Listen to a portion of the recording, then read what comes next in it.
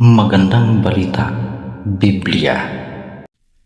Mga Gawa, Kapitulo 17, versikulo 16 hanggang 34. Sa Atenas. Habang sina Silas at Timoteo'y Hinihintay ni Pablo sa Atenas.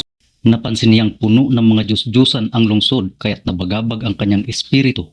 Kaya't nakipagpaliwanagan siya sa loob ng mga sinagoga roon, sa mga Hudyo at sa mga Hintil na sumasamba sa Diyos, at sa sino mang makatagpo niya sa liwasang bayan araw-araw. Nakipagtalo rin sa kanya ang ilang mga pilosopong Griego na mga Epikureo at Stoiko. Ano ba ang sinasabi ng nagmamarunong na yan? Sabi ng ilan.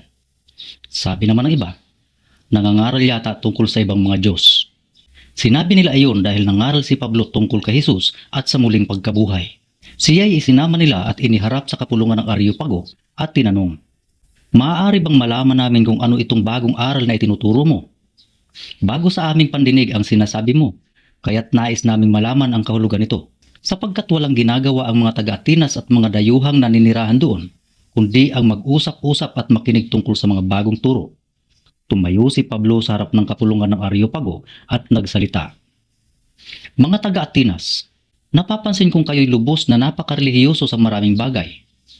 Sapagkat sa paglalakad ko sa lungsod at pagmamasid sa inyong mga sinasamba, nakakita ako ng isang dambana na may nakasulat, sa Diyos na hindi kilala. Ang Diyos na inyong sinasamba kahit na hindi ninyo nakikilala, ang siya kong ipinapahayag sa inyo.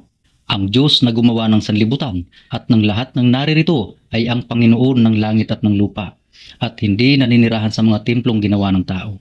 Hindi rin siya nangangailangan ng anumang tulong o paglilingkod ng tao, sapagkat siya mismo ang nagbibigay ng buhay, hininga at lahat ng bagay sa sangkatauhan.